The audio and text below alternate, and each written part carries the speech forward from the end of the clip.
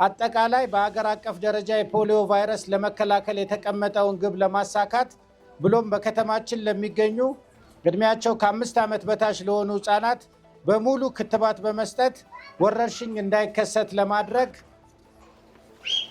የፖሊዮ በሽታ መከላከያ ክትባት ዘመቻ መልክ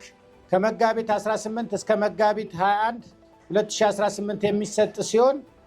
በዚህም በአጠቃላይ ከ830 ሺህ በላይ ህፃናትን ለመከተብ የታቀደ ሲሆን ይህንንም የክትባት ዘመቻ ለማከናወን 4850 በላይ የጤና ባለሙያዎችንና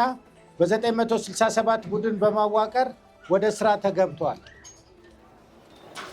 የክትባት ዘመቻው ዓላማ እድሜያቸው ከ5 ዓመት በታች የሆኑ